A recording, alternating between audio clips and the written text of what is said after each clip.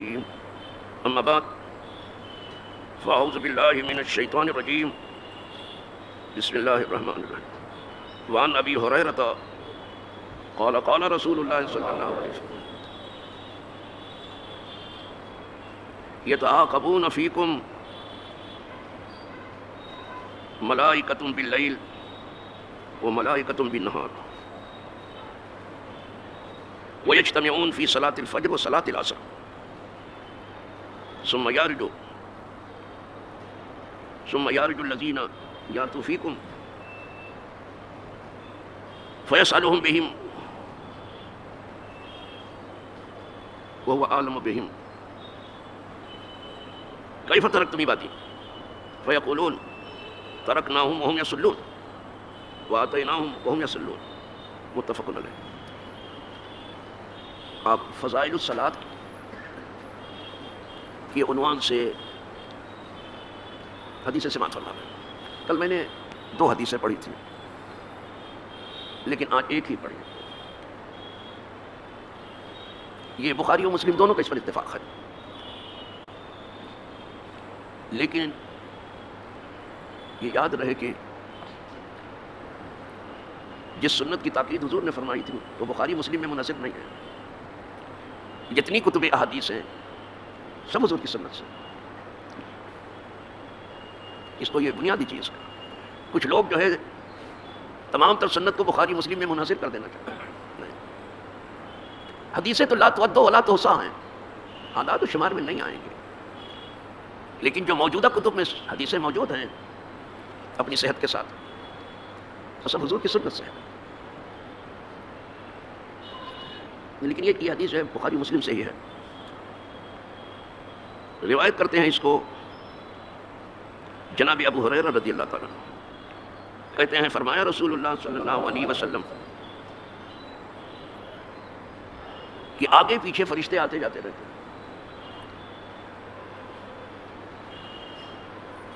کچھ فرشتے یہاں آئے تو دوسرے یہاں سے گئے، کچھ یہاں سے گئے تو وہاں سے آئے، آتے جاتے رہتے، آنا جانا لگا.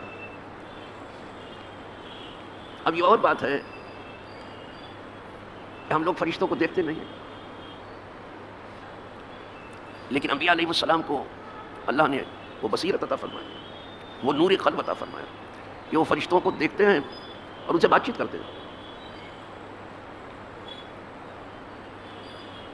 صرف کسی ایک وصف کو لے لیا جائے کیونکہ دیکھنے، سننے اور بات کرنے سے متعلق ہے تو ساری دنیا اس میں عاجز ہے، کوئی نبی سے برابری نہیں. نہ دیکھنے میں، نہ سننے میں، نہ بولنے میں. سمجھنا اور بوجھنا بہت آگے کی چیز ہے. تو یہ فرشتے آتے جاتے رہتے ہیں. کچھ فرشتے رات کے ہیں، وہ رات میں آتے ہیں. ہماری آپ کی رات ہوتی، فرشتوں کی رات نہیں. وہ صرف ڈیوٹی پر ہیں. نہ کھانا ہے، نہ پینا ہے، نہ شادی بیاہ کرنا ہے، نہ لڑائی ہے، نہ جھگڑا ہے، نہ الیکشن لڑنا ہے. ان کو کچھ نہیں ہے، صرف ڈیوٹی کرتے ہیں. وہ معصوم ہیں. اور کچھ فرشتے رات کے ہیں، ان کو ملائکۃ اللیل کہا جاتا ہے. ہمارے یہاں دن رات ہی سے شروع ہوتا ہے. مغرب کا وقت آیا، ہمارے یہاں تاریخ بدلی. انگریزوں کے یہاں آدھی رات سے بدلتا ہے، تو وہ آدھے ہیں تو کیا کریں گے؟ تو پوری کی کیا بات کریں گے؟ کچھ ادھر لیتے ہیں، کچھ ادھر لیتے ہیں. ہمارے یہاں مغرب کا وقت ہوا بس. اب یہ جو رات آئی ہے یہ کل کی رات ہے. ہمارے یہاں رات پہلے ہے اور دن بعد میں. اور ہمارے یہاں رات بہت سی جگہ پر دن سے افضل ہے. خود ایک شب قدر کو کہا گیا ہے کہ 1000 مہینوں سے بہتر ہے. 1-2 نہیں، برابر نہیں، اس سے بہتر ہے. خدا جانے کتنی بہتر، صرف ایک رات. یہ ایک شب قدر کی بات. اسی طرح سے شب برات جس میں لوگوں کے کیا کہنا اس رات. اور یہ ذی الحجہ کی جو 10 راتیں تھیں وہ لیالی ناشر، کیا کہنا صاحب. یہ رات کے فرشتے بھی دن کے فرشتوں کو فضیلت رکھتے ہیں. تو کچھ فرشتے رات کو آتے ہیں. اچھا صاحب ان کو ملائکۃ اللیل کہتے ہیں، اور کچھ فرشتے دن کو آتے ہیں، ان کو ملائکۃ النہار کہتے ہیں۔ دن کو بھی فرشتے آتے ہیں، رات کو بھی آتے ہیں، ایک کی ڈیوٹی ختم ہوتی ہے دوسرا آتا ہے۔ ڈیوٹی بھی معصوم کی لگائی گئی ہے، وہ ڈیوٹی دیتے ہیں، معصوم کے لیے بھی غیر معصوم کے لیے ڈیوٹی دیتے ہیں، اور وہ خدا کی نافرمانی نہیں کرتے، جو اللہ انہیں حکم دیتا وہی کرتے ہیں، کسی بات میں نافرمانی نہیں کرتے۔ کبھی کبھی وہ دونوں جمع ہوتے ہیں، رات کے فرشتے بھی اور دن کے بھی، وہ بھی جمع ہوتے ہیں۔ جیسے ہم 5 وقت جمع ہوتے ہیں نا مسجد میں، دن بھر ادھر ادھر پھیلے رہتے ہیں، آپ کہیں ہیں ہم کہیں ہیں، وہ کہیں وہ کہیں، لیکن نماز کو وقت ہے ہم سب جمع ہوئے اذان کے ساتھ، تو آدمی بھی جمع ہوتا ہے۔ پھر جمعہ میں کیسے جمع ہوتے ہیں دیکھ لو، پھر عیدین میں کیسے جمع ہوتے ہیں ذرا دیکھ لو، پھر حج میں کیسے جمع ہوتے ہیں ذرا دیکھ لو۔ کسی دنیا میں کسی کو یہ اجتماع مذہبی طور پہ نصیب نہیں ہے جو مسلمانوں کو ہے۔ اب قدر نہ کریں تو اصل میں جو چیز مفت ملتی ہے اس کی کوئی قدر نہیں ہے، مفت راچے گفت،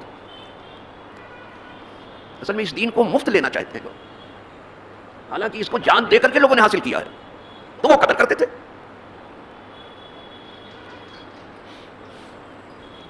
قدر ہونی چاہیے۔ تو فرشتے بھی جمع ہوتے ہیں، ان کا بھی اجتماع ہوتا ہے، جیسے انسانوں کے لیے کعبہ ہے، فرشتوں کے لیے بھی ہے اوپر۔ صحیح بات سمجھ، لیکن یہاں بھی آتے ہیں طواف کرنے کے لیے وہ فرشتے،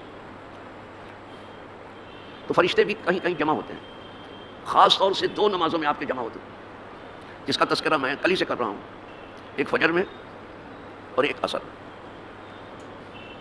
رات والوں کی ڈیوٹی ختم ہوتی ہے، وہ تیاری کرتے ہیں بارگاہ رب العزت میں حاضر ہونے کی، اور دن والوں کی ڈیوٹی شروع ہونے جا رہی ہے، وہ آ جاتے ہیں۔ ابھی یہ فرشتے گئے نہیں رات والے، دن والے آ جاتے ہیں، کہتے لاؤ پہلے نماز پڑھ لیں، اس کے بعد پھر آنا جانا ہوگا۔ تو فجر کی نماز میں اور عصر کی نماز میں فرشتے بھی جمع ہوتے، رات اور دن والے سب۔ آپ یہ نہ سمجھنا کہ فجر کی نماز میں آپ تنہا ہیں، فرشتے بھی ہیں۔ اسی لیے حدیث پاک میں ہے کہ جب امام وللضالین کہے تو تم آمین کہو، اذا قال الامام وللضالین فقولوا آمین۔ تو ہمارے یہاں آمین آہستہ کہتے ہیں، آمین کا مطلب یہ ہے استجب یا رب، قبول کر لے اے رب۔ سب یہ دعا ہوئی، اور دعا کی اصل اخفا جتنا چھپ کر کے دعا ہوگی اتنا اچھا ہوگا۔ کچھ لوگ زور سے کہتے ہیں، وہ بھی کوئی ملامت نہیں ہے، ٹھیک ہے، دعا آہستہ بھی ہے، زور سے ہے، لیکن اس کی اصل جو ہے دعا کی کہ جتنے آہستہ ہوگی اتنا اچھا ہوگا۔ اذ نادى ربه نداء خفيا، وہ جانے جو پکار رہا ہے اپنے مولا کو، وہ جانے کہ جس نے سب کو پیدا کیا، وہ تو سنتا ہی ہے۔ تو یہ فجر کی نماز میں دونوں رہتے ہیں، ان صلاۃ الفجر کان مشہودا، یہ فجر کی نماز شہود ملائکہ کا وقت ہے، وہ بھی اس وقت مجتمع ہیں، آپ تنہا مجتمع نہیں ہیں، فرشتے بھی ہیں۔ اسی لیے حکم ہے کہ جب امام وللضالین کہے تو تم آمین کہو، جس کی آمین فرشتے کے آمین سے مشابہت کر گئی اس کی بخشش ہو جائے گی۔ تو فرشتہ بھی آہستہ ہی آمین کہتا ہے، کوئی فرشتہ زور سے آج تک بولا، اس لیے ہم لوگ آہستہ کہتے ہیں، وقولوا آمین، فرشتے بھی آمین کہتے ہیں، لیکن کوئی زور سے تو بولا نہیں ہے، ہم بھی آہستہ کہتے ہیں۔ من وافقت آمین ہو تامین الملائکہ غفر له، جس کی آمین موافقت کر گئی فرشتے کی آمین سے اس کی بخشش ہو جائے گی۔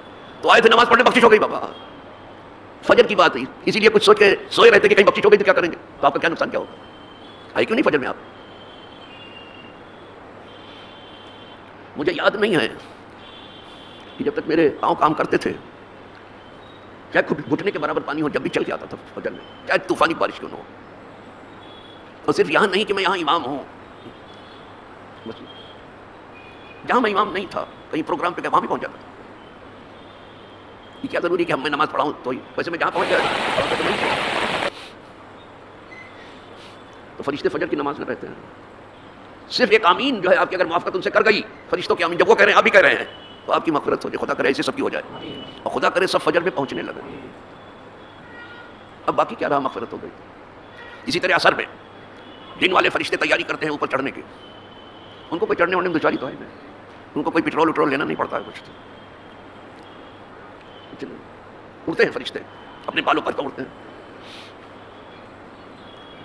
تو وہ جانے کی تیاری کرتے ہیں عصر کے وقت دن والے، اور رات والے آنے کی تیاری کر رہے ہیں، عصر میں آ جاتے ہیں وہ۔ اس کا مطلب یہ ہے کہ عصر ٹھنڈے میں ہے، ٹھنڈے میں آتے ہیں۔ اب یعنی عشاء اولیٰ آ رہی ہے، یعنی مغرب آ رہی قریب میں، اس کے بعد تو عصر کی نماز میں بھی دونوں فرشتے جمع ہو جاتے ہیں، رات والے بھی اور دن والے بھی۔ آئی بات سمجھتے ہیں؟ چلو صاحب، وَيَجْتَمِعُونَ فِي صَلَاةِ الْفَجْرِ، اور وہ جمع ہوتے ہیں فجر کی نماز میں، وصلاۃ العصر. ثم یارجو، پھر چڑھ جاتے ہیں الذین یاتوا فیکم، جو لوگ آئے تھے تمہارے پاس وہ چڑھ جاتے ہیں آسمان پر. وہ چڑھتے اترتے رہتے ہیں، ان کے لیے کیا دشواری. آپ اتنی جلدی جو ہے زینے پہ نہیں چڑھ سکتے، وہ سیدھے آ جاتے ہیں. ان کی اسپیڈ بہت ہے بابا. فرشتوں کا جو سردار جبریل امین، تو اتنی تیز اڑان ہے اس کی. پوچھا گیا تھا کہ کبھی کبھی آپ کو، ویسے تو آپ کی پرواز بہت تیز ہے، کچھ زیادہ ہی تیز کرنی پڑی پرواز آپ کو؟ کہاں کچھ مواقع ایسے آئے ہیں کہ مجھے حکم ہوا، جیسے یوسف علیہ السلام کو جب کنویں میں ڈالا گیا، یہاں زمین کے نیچے ڈالا، زمین پہ بھی نہیں، زمین کے نیچے اندھے کنویں میں ڈالا جاتا. او وہ بلبل سدرا ہے وہاں مقام میں، سب سے اونچے مقام پر وہ بیٹھا. حکم ہوا کہ یوسف کو سنبھالو، وہیں سے بھری اس نے پرواز. ابھی یوسف جو ہے زمین کی تہ تک نہیں پہنچے، پہلے فرشتہ آ گیا تھا. نہیں کیا اتنی پروں میں طاقت ہے جبریل کی. کسی دن یہ حضور کی امت کی خدمت کریں گے اور لے کے اڑیں گے جبریل نے. اتنی طاقتور اس کے پر ہیں فرشتے کے، اتنی تیز پرواز، اتنی تیز فرشتے کی چال. لیکن حضور کا ساتھ یہ بھی نہیں دیتا. شب معراج اتنی طاقت کے بعد بھی کسی نے ان کو شدید القوا کہا ہے اور سے نہیں ساتھ دے پائے.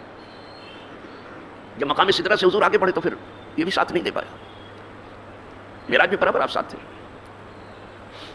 لیکن جب مقام سدرہ سے بڑھے حضور تو ساتھ. اعلیٰ حضرت اس کو یاد کر کے کہتے ہیں شان خدا نہ ساتھ دے جس کے خرام کا وباس، سدرہ سے تا زمین جسے ہلکی سی ایک اڑان ہے. جو مقام سدرہ سے لے کے زمین تک اور اندھے کنویں تک ایک ہلکی سی اڑان میں پہنچتا ہے، وہ بھی حضور کا ساتھ نہیں دے پاتا. یہ اللہ کی شان دیکھو کہ حضور کو کس شان کا بنایا گیا. یہ عقل قاصر ہے سمجھنے میں. اور جو کچھ یہ ادھر ادھر کی بات کر رہی ہے، کیونکہ عقل وہاں تک پہنچتی نہیں ہے، ادھر ادھر کی کرتے رہتے ہیں. یہ چپ رہتے تو اچھا ہوتا. تو صاحب تو یہ جو فرشتے آئے ہیں اوپر چڑھ جاتے ہیں. فَيَسْأَلُهُمْ رَبُّهُمْ، تو ان سے پوچھتا ہے ان کا رب. کیا رب کو بھی پوچھنے کی ضرورت ہے؟ وہ کیا چیز ہے جو رب کو معلوم نہیں ہے؟ لکھا ہے لیکن تو ان کا رب ان فرشتوں سے پوچھتا. کچھ لوگ پوچھنے سے بہت گھبراتے ہیں، اور یہاں قدرت فرشتوں سے پوچھ رہی ہے. فَيَسْأَلُهُمْ رَبُّهُمْ، تو ان کا رب ان سے پوچھتا ہے وہ کون سی چیز ہے جو رب کو لا يخفى عليه خافیہ، پوشیدہ سے پوشیدہ چیز اس پر چھپی نہیں ہے. اگر رات کی تاریکی میں پتھر کے اوپر چوٹی بھی چلے اس کی آواز سنتا ہو، آپ کیا سمجھتے ہیں؟ کچھ اس سے چھپا، لیکن پھر بھی تو معلوم ہوا کہ پوچھنا جو ہے ہمیشہ نہ جاننے کی وجہ سے نہیں ہے. پوچھنے والا تو جانتا ہے لیکن وہ چاہتا ہے دوسرے بھی جان لے، اس لیے پوچھتا ہے. یہ سب کو ہم سب کو بتانے کے لیے پوچھ رہا ہے، نہیں تو ہم کو کیا پتہ چلتا کہ کیا ہو رہا ہے. تو ان کا رب ان سے پوچھتا ہے. کیا پوچھتا ہے؟ وہ عالم بہم، حضور فرماتے ہیں اور وہ خوب جانتا ہے. سمجھ میں پھر بھی پوچھتا ہے. ان کو وہ خوب جانتا ہے جس کے بارے میں پوچھ رہا ہے، اس سے زیادہ تو کوئی جانتا ہی نہیں، لیکن پھر بھی پوچھ رہا ہے.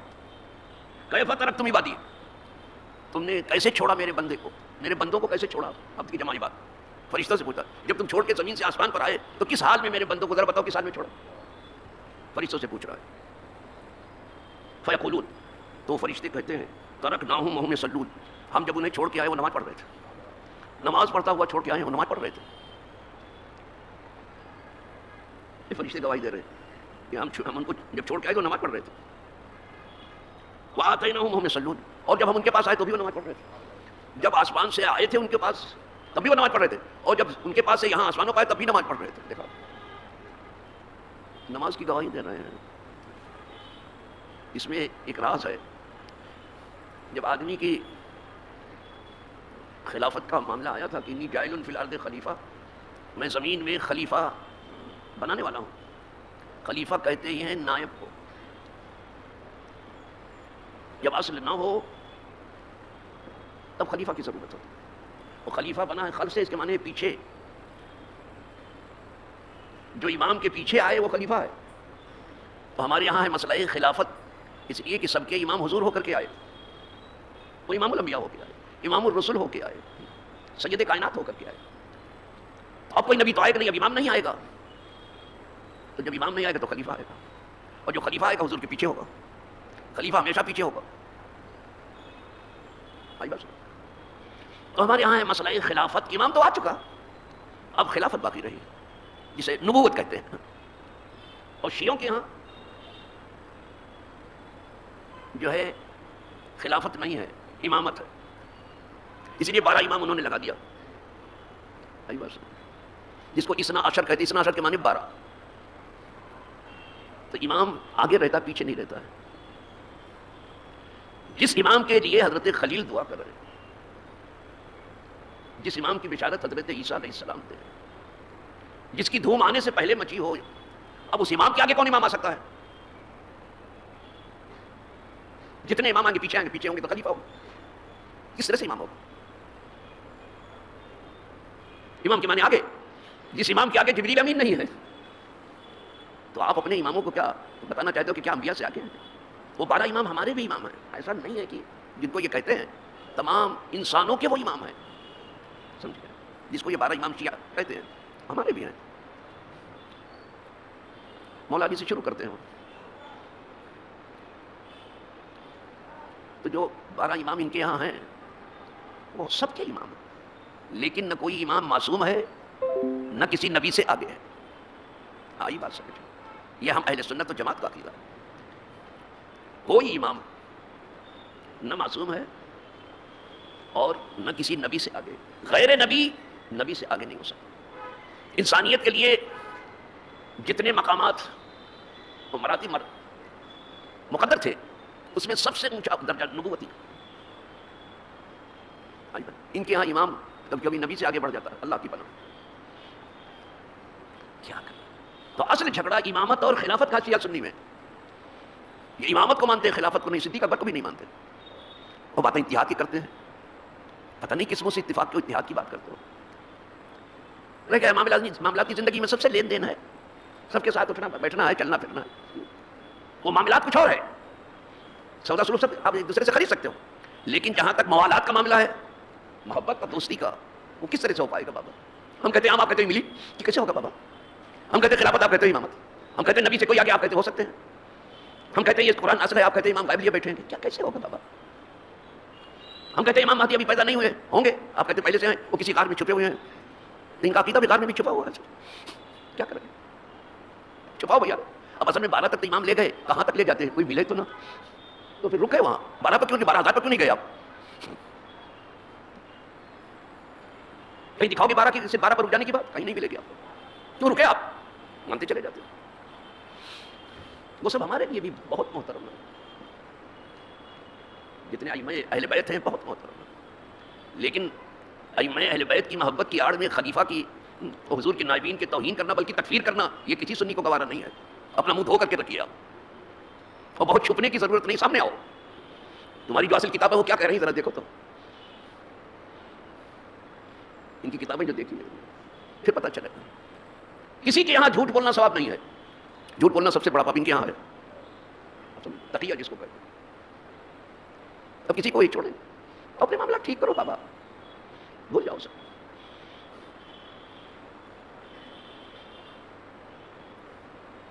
سنیں گے آپ.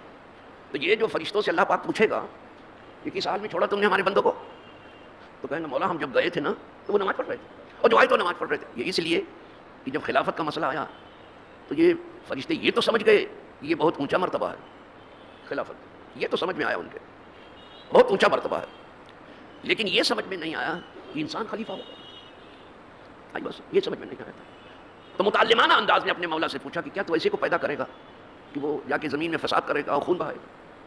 اور ہم تیرے ایسے بندے ہیں کہ تیری تسبیح و تقدیس کرتے رہتے ہیں، تیری پاکی بیان کرتے ہیں. تو اپنی بڑائی کی تھی انہوں نے، اور آنے والے خلیفہ کو جب سمجھ میں نہیں آیا وہ، تو اس کی کمزوری بیان کر ڈالی کہ جا کے فساد فی الارض کرے، زمین میں فساد کرے گا جا کر کے اور خون بہائے گا. قدرت ان کے منہ سے اب آدمی کی تعریف کرانا چاہتی ہے کہ دیکھو انہی کے بارے میں تو کہہ رہے تھے نا، یہ جائے گا تو فساد کرے گا زمین میں اور خون بہائے گا. اب تم کیا کہہ رہے ہو؟ جو آئے تو نماز پڑھ رہے تھے، گئے تو نماز پڑھ رہے تھے. اب کوئی فرشتے کی تعریف کر رہے ہیں، پہلے اپنی تعریف پہ لگے. ارے جو انسان فرشتوں کی سمجھ میں نہ آیا، انسان اور نمازی، تم کیا سمجھو کہ صحابہ کو کہ وہ کیا ہے؟ تو کبھی گفتگو کروں گا تو تمہارے بس کی بات ہے. وہ درسگاہ ہے نبوت کے مطلب، ایسی درسگاہ کبھی دنیا میں آئی ہی نہیں. اور جو ساتھی حضور کے ملے کسی کو ایسے ساتھی نہیں ملے، ان کا انتخاب ہوا. سنیں گے ابھی دھیرے دھیرے سنتے رہیں گے ایسے جستا جستا. تو آج فرشتے انہی آدمیوں کی، تو یہ نہیں ہے کہ تم نے تو سمجھا کہ یہ فساد فی الارض کریں گے، زمین میں فساد کریں گے، تو ہو رہا ہے فساد. یہ خوریزی کریں خون، یہ بھی ہو رہا ہے. لیکن یہ نہیں دیکھا تم نے کہ نماز پڑھیں گے، آئیں گے تو بھی ہو جائیں گے. جب بھی یہ لوگوں پر احسان کریں گے، یہ لوگوں کو سایہ فراہم کریں گے، یہ بھوکوں کو کھانا کھلائیں گے، لنگوں کو کپڑا پہنائیں گے، بے جگہ لوگوں کو جگہ دیں گے. یہ سب نہیں تمہاری سمجھ میں ہے. ان سے کہلوانا چاہتا کہ دیکھو ایسا میرے آگے گر پڑ رہے ہیں وہ. تم ہی ہماری تسبیح و تقدیس نہیں بیان کرتے. تم تو مجھے دیکھ رہے ہو, وہ بغیر دیکھے میری تعریف کر رہے ہیں. فرشتے تو دیکھے رہے, نہ کریں گے تو کیا کریں گے, وہ بغیر دیکھے کرتے ہیں. میاں اس لیے پوچھ لیتا ہے, تو اس کے پوچھنے میں بڑی حکمت تھی. چلو اب تعریف کرو, پہلے ان کی تو کمزوری بیان کرتی تھی, اب ان کی ذرا تعریف کرو تو اچھا ہو جائے گا. وآخر دعوانا الحمدللہ رب العالمین.